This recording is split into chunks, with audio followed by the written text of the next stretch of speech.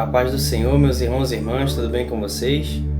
Bom, irmãos, hoje vamos abordar aqui um tema bastante importante sobre casamento, algo que o apóstolo Paulo traz nas suas cartas aos Efésios e que é muito confundido, é muito distorcido, infelizmente, pela falta de compreensão.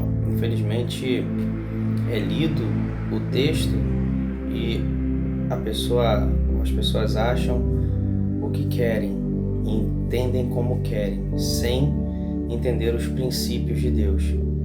Então, para começarmos, eu gostaria de ler com os irmãos, lá em Efésios capítulo 5, a partir do versículo 22. E diz assim, aqui na minha Bíblia, o título está como O Lar Cristão, Marido e Mulher. E em Efésios 5, a partir do versículo 22, diz assim: As mulheres sejam submissas ao seu próprio marido como ao Senhor. Porque o marido é o cabeça da mulher, como também Cristo é o cabeça da igreja, sendo este mesmo o salvador do corpo. Então aqui a gente vê um primeiro ponto muito importante, que ele já começa a comparar a mulher como a igreja e o marido como Cristo. Então a gente já vê um paralelo entre Cristo e a igreja e o marido e a mulher. E diz que a mulher deve ser submissa. Essa palavra submissa, infelizmente, é muito mal interpretada. Porque quando se lê essa palavra, a primeira coisa que vem na cabeça da maioria das pessoas é que o marido manda, a mulher obedece. Porém, não é isso. É por isso que é bom a gente ir destrinchando o texto para que tenhamos um entendimento correto. Coloca Cristo como o cabeça, e essa comparação é certa. A mulher ali num papel e o homem no outro. Mas à medida que a gente for ler o texto aqui, a gente vai entender melhor do que se trata. No versículo 25, Efésios 5, 25, eu estou lendo alguns versículos só para encurtar o vídeo, tá, irmãos? Para não ficar muito extenso e aí a gente ser mais objetivo. Mas é bom que os irmãos e irmãs em casa leiam o texto todo. Versículo 25, Efésios 5, 25.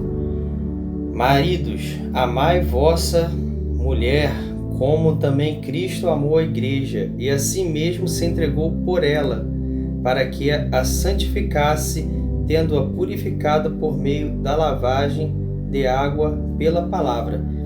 Então aqui a gente vê que há algo muito importante, que é em relação ao marido amar a sua esposa. E a gente observa aqui, comparando, ele continua a comparação com a igreja e Cristo, em que Cristo ali, ele deu a sua própria vida, ele veio ao mundo. A palavra de Deus diz: Deus amou o mundo de tal maneira que deu seu único Filho, para que todo aquele que nele crê não pereça, mas tenha vida eterna. Então, a gente observa que quando ele fala de amor, ele compara com o amor de Deus entregando seu único Filho. E Cristo veio para resgatar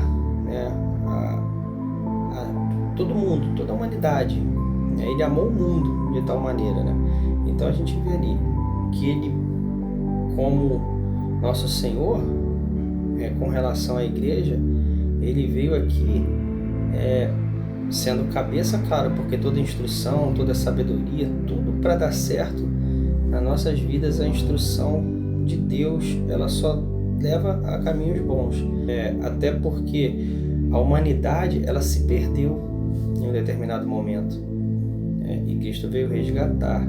A humanidade se perdeu em iniquidade, Cristo veio trazer palavras de vida, ou seja, edificantes. Então a gente vê que aí o marido, em relação à esposa, ele deve tratar da mesma forma. E o apóstolo Paulo, ele tinha em mente ali toda a escritura, a lei, os profetas também que profetizaram com base na lei, o próprio nosso Senhor Jesus, ele é o cumprimento da lei. Ele diz isso em Mateus 5,17. Então, para entender a mente do apóstolo Paulo, o que ele estava pensando quando ele disse essas palavras aqui, porque a essência do texto aqui em Efésios é essa, é a comparação de Cristo com a igreja. E vamos agora lá para Gênesis, né, que é exatamente aonde Paulo estava com a mente. Porque o apóstolo Paulo, só para entendermos um pouco aqui, ele, desde que ele cresceu, desde muito novinho, ele foi extremamente instruído na palavra, nas escrituras sagradas. Desde muito pequeno ele era considerado um prodígio, um superdotado nas escrituras. Ele buscava estudar muito e ele teve um grande mestre chamado Gamaliel, era um dos mais sábios dentre os fariseus. E os fariseus eram os doutores da lei, aqueles que guardavam a escritura. Então o apóstolo Paulo ele tinha todo o conhecimento da escritura, tudo. Depois que ele conheceu o nosso Senhor Jesus, isso se deu lá no caminho para Damasco, onde ele estava perseguindo os cristãos, porque ele também estava ali, mesmo conhecendo, ele estava cego espiritualmente, mesmo conhecendo toda a escritura, ele estava cego espiritualmente. Então, naquele caminho para Damasco, ele teve um encontro com Cristo, né?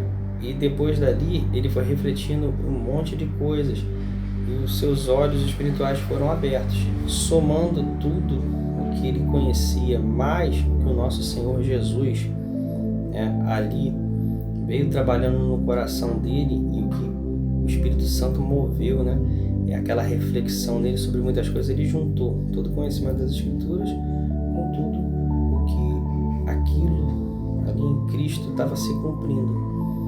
Então, praticamente, ele já tendo toda aquela sabedoria, todo aquele entendimento, o entendimento dele só foi aumentado.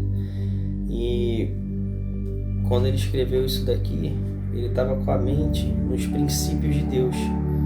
E aí agora nós vamos examinar exatamente esses princípios que o apóstolo Paulo estava seguindo.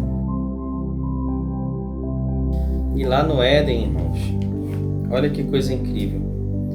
Quando Deus criou tudo, no capítulo 1 a gente vê Deus criando todo o ambiente. E ele criou o homem. No versículo 26 do capítulo 1, vemos lá. Também disse Deus: façamos o homem à nossa imagem, conforme a nossa semelhança. Ele já estava conversando com alguém, né? Façamos o homem conforme a nossa imagem, estava conversando com outra pessoa. O pai e o filho. Façamos o homem conforme a nossa imagem e a nossa semelhança.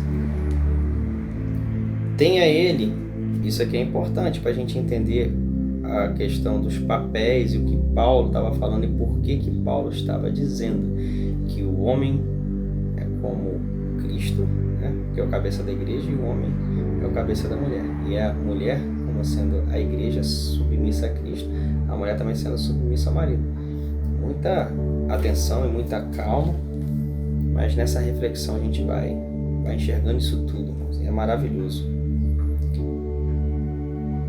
Tenha ele domínio sobre os peixes do mar, sobre as aves dos céus, sobre os animais domésticos, sobre toda a terra e sobre todos os répteis que rastejam pela terra. Então a gente observa que Deus, ele, quando criou o homem, deu ao homem o domínio sobre toda a terra e tudo que nela há. E domínio, quando a gente pensa na palavra domínio, pensa logo que tirania, né? É domínio, dominar, é mandar, o mesmo pensamento que normalmente pensam lá de Efésios 5:22. Porém não é isso. O domínio de ser o que? O ambiente. É um domínio, é um ambiente, aquilo dali. E o homem, ele deve o quê? Cuidar, zelar, preservar todo aquele ambiente. Tudo aquilo dali Deus deu para o homem cuidar. E aí a gente vai entender que domínio não é dominar de ser tirano, é o domínio de cuidar, de zelar, de preservar. E aqui em Gênesis, capítulo 2, versículo 18, diz assim: disse mais o Senhor Deus: não é bom que o homem esteja só. Far-lhe-ei uma auxiliadora, que lhe seja idônea. Então aqui a gente observa, irmãos, que para o homem Deus vai fazer uma auxiliadora. Isso é um papel que seja idônea, seja capaz, né? Esteja de acordo a exercer aquele papel. Isso aqui já é um propósito de Deus. Deus não descobriu também. Naquele momento que o homem estava só, ele já sabia. Mas ele faz as coisas desta maneira para nos deixar registrado o seu propósito. Depois disso, ele pede a Adão para que dê nome aos animais. Ele dê nome aos animais. E quando chega no versículo 21, diz assim, ó: então o Senhor Deus fez cair pesado sono sobre o homem, e este adormeceu. Tomou uma das suas costelas e fechou o lugar com carne. Aqui já é o relato do propósito de Deus, uma só carne. Porque Deus poderia muito bem criar o homem do pó da terra e a mulher do pó da terra também.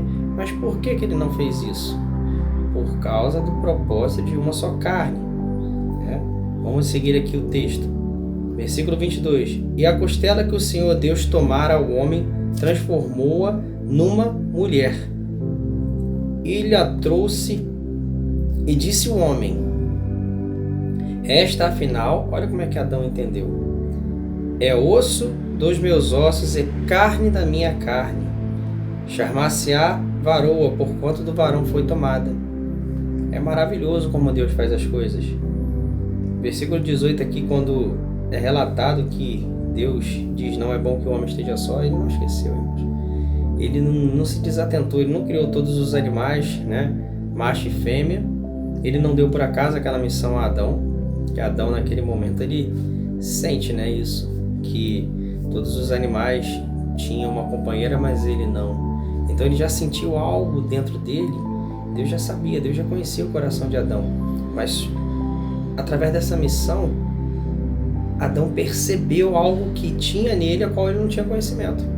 E Deus já sabia disso. Por isso deu essa missão, por isso fez ele cair no sono pesado e tomou das suas costelas. E Adão, quando acordou, quando Deus tinha tomado a sua costela e formado a mulher, ele entendeu muito bem o propósito de uma só carne. Isso é o casamento, uma só carne. E aqui a gente vê também o papel da mulher, né, e do homem, que é exatamente o que o apóstolo Paulo, ele captou muito bem. O apóstolo Paulo tinha acesso a tudo isso aqui. Ele não escreveu aquilo em Efésios 5:22 de qualquer maneira. Ele não escreveu por escrever ou algo que veio da cabeça dele e disse: não, eu sou homem, o homem manda e mulher obedece. Não é isso. Percebam aqui que há uma relação muito bonita. Há uma relação de o homem ter um domínio da terra e ter que cuidar, preservar, zelar por tudo o que está dentro daquele domínio, que é a terra, né? Tudo que nela há. E quando Deus criou a mulher, olha o propósito: auxiliadora. Ela recebeu ali uma tarefa, uma missão. E Adão também tinha uma missão. A missão de Adão era cuidar da terra. E a Eva tinha uma missão dentro da missão que Adão tinha, porque ela tinha a missão de auxiliar Adão na missão dele. Ou seja, a missão dentro de uma missão é o quê? Uma submissão. É a missão dentro de uma outra missão. Isso é submissão. Então ela tem um papel de auxiliar a Adão a cuidar de todo o mundo, inclusive dela mesma. E essa é a mesma relação que o apóstolo Paulo aplicou lá, né, quando falou do casamento do homem e da mulher. Porque o marido, ele é o cabeça. E dentro das atribuições dele, ele deve cuidar da sua esposa, zelar pela sua esposa, preservar a sua esposa. E a esposa auxiliar ele nessa missão e respeitar esses papéis, tanto o homem quanto a mulher. Porque é maravilhoso, irmãos, quando a gente pega isso e medita na palavra, e a gente também vê que o apóstolo Paulo, ele observa como que é essa relação de Cristo com a igreja. É maravilhoso. Olha o que Cristo ele fez por nós, um sacrifício tremendo que ninguém seria capaz de realizar, somente ele. Amar a sua esposa. E a palavra de Deus nos diz que Jesus é o noivo, né? E a igreja é a noiva. Então, ali, o noivo, ele comprou, né? No casamento, o noivo não tinha que pagar um dote pela esposa. Jesus pagou um dote, Jesus pagou um preço, e foi um alto preço. E a noiva, que é a igreja, ela está se preparando porque o noivo, que é Cristo, virá buscar, e ele já tem cuidado de nós. Então essa relação com o casamento é muito importante. Aqui também, irmãos, eu venho trazer para vocês esse diagrama para facilitar o entendimento. E aqui a gente vê que existe esse quadrado aqui que está escrito Deus, né? E vemos aqui que existe Deus e o Verbo, que estão ligados, né? E aqui no canto direito tem as passagens de João 1, do 1 ao 3. Nesse capítulo 1 de João, vai dizer que no início ele era o Verbo, e o Verbo era Deus, e o Verbo estava com Deus. E João vai, no decorrer do texto, ali dizer que o Verbo é o Filho, né? Que ele se fez carne, para habitar entre nós. Coloquei também aqui uma passagem de Provérbios 8, do 22 ao 36. Essa passagem é muito profunda. Os irmãos e irmãs meditarem nessa passagem, porque ali Salomão, ele vai estar falando sobre a sabedoria, sendo que ali ele esteve extremamente inspirado pelo Espírito Santo, e essa sabedoria que ele fala é a verdadeira sabedoria, e ele está se referindo ali também ao Verbo, ao Filho, ao nosso Senhor Jesus. O nome Jesus, ele só passou a ser citado quando o arcanjo Gabriel foi até Maria e disse que ela ficaria grávida, a Virgem Maria, que daria à luz a um filho e que deveria colocar o nome dele de Jesus. Ali naquele momento é que o nome Jesus foi pronunciado. Por João, ele começa citando como Verbo. E Salomão se refere como a sabedoria, a verdadeira sabedoria. Por isso que sempre vai encontrar as colocações de Salomão se referindo a um feminino, porque sabedoria está no feminino. Porém, se você ler o texto, você vai observar bem que esta sabedoria, a verdadeira sabedoria, é o nosso Senhor Jesus, né? E nesse quadrado nós vemos ali Deus, né? E o Verbo, e ele vai criar o homem. Então abaixo desse quadrado a gente vê o homem, né? O que é isso? Imagem e semelhança de Deus. Então a gente vê ali o casamento de Deus, né, com o homem, que representa a humanidade, e espelhando no homem esse propósito de casamento, a gente vê que ele cria a Eva, a mulher, né, a partir do homem.